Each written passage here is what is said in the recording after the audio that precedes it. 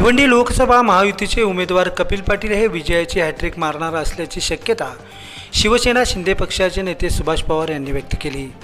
तसेच या मतदारसंघात जातनिहाय फॅक्टर चालणार नसल्याचे पवार यांनी सांगून कपिल पाटील यांना मुरबाड विधानसभा मतदारसंघातून मोठी आघाडी मिळू शकते असे पत्रकारांशी बोलताना सांगितले।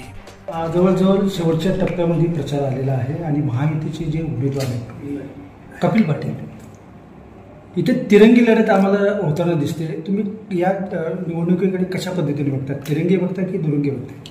ही लढत तिरंगी होईल, परंतु इथं पाटीलच बाजी मारतील, कारण सगळीकडे चांगलं वातावरण आहे। मुरबाडपुरता बोलायचं झालं तर आज मुरबाड तालुक्यामध्ये परवाची जी रॅली निघाली ती फार मोठ्या प्रमाणात होती, फार मोठ्या उत्साहाने लोक सहभागी त्या ठिकाणी झालेले होते।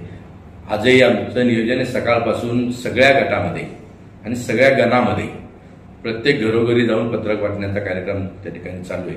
आताही शिवळ्यामध्ये बघितलं तर 100-125 लोक त्या ठिकाणी पत्रक घराघरात जाऊन देण्याचा प्रयत्न त्या ठिकाणी करत आहेत। अशा प्रकारे सगळ्यांचा सहभाग या ठिकाणी असल्या कारणानं कालच कतोरे साहेबांच्या ऑफिसला सुद्धा बैठक झालेली, तिथेही सगळं नियोजन ठरलेलं आहे। त्या दृष्टिकोनातून निश्चितच कपिल पाटलांना ह्या मुरबाड मतदारसंघात फार मोठी आघाडी मिळेल। जिल्हा परिषदच्या माध्यमातून आपण विकास कामं केलेली आहेत, या विकास कामांचा फायदा आपल्या निश्चितच आज मुरबाड तालुक्यामध्ये अनेक विकास कामं त्या ठिकाणी झालेली आहेत। जिल्हा परिषदच्या माध्यमातून गावागावामध्ये कार्यालय असेल, स्मशानभूमी असेल, अंतर्गत रस्ते असेल, पाणी पुरवठा योजना असतील, शाळागृह असतील, अंगणवाड्या असतील, अशा प्रकारच्या अनेक विकास कामं त्या ठिकाणी झालेत। आणि मला जी 5 वर्ष संधी मिळाली, पुढच्या काळामध्ये आदरणीय मुख्यमंत्री शिंदे साहेबांनी मला एक तिकडे मोकळीक दिलेली होती, त्यामुळे मुरबाड तालुक्यामध्ये फार मोठ्या प्रमाणात कामं मला या ठिकाणी आणता आली आणि त्याचा निश्चितच फायदा महायुतीच्या उमेदवाराला या ठिकाणी होतो। मागील आपले वडील आदरणीय पवारसाहेब उभे होते त्यावेळी त्यांच्या समोर राजाराम साळवे साहेब होते, त्यावेळेस एक फॅक्टर चालला होता, कुणबी फॅक्टर। आता सध्या या दोन उमेदवार आग्री आहेत आणि एक निलेश सांबरे कुणबी समाजाचे। तुम्हाला वाटतं यावेळेस कुणबी फॅक्टर चालू शकतो?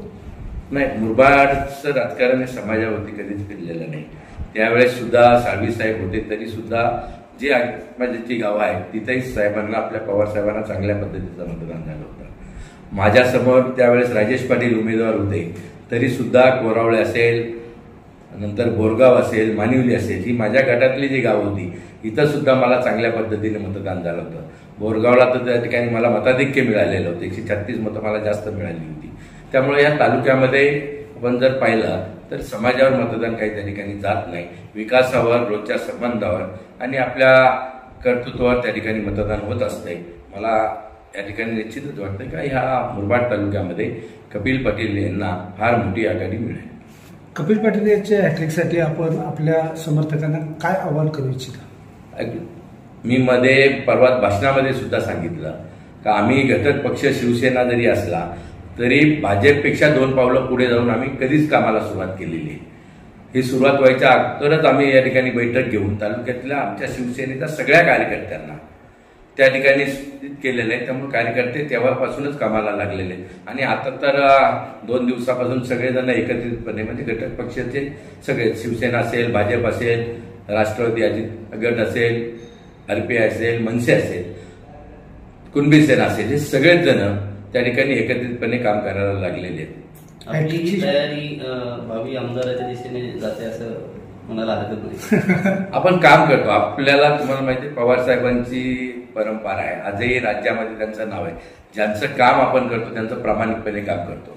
विधानसभेला सुद्धा कतोरे साहेबांचं आम्ही काम केलं, राज्यात त्यांचा नंबर आम्ही आणला। त्यामुळे ज्यांचं काम करतो ते प्रामाणिकपणे करतो। त्याच्यापासून पुढं काय होणार आहे, पुढची समीकरणं काय होणार आहे हे आज आपण काही सांगू शकत नाही। फक्त आता आपल्या समोर फक्त लोकसभा आहे, लोकसभेमध्ये कपिल पाटलांना विजयी करायचा एवढाच उद्देश आता डोळ्यासमोर आहे। म्हणजे हॅट्रिकची शुअरिटी, हॅट्रिक 100% हॅट्रिक त्यांची होईल। आपण पाहतात लाईव्ह अस्मिता TV न्यूज, उमेद नव अस्तित्वाची।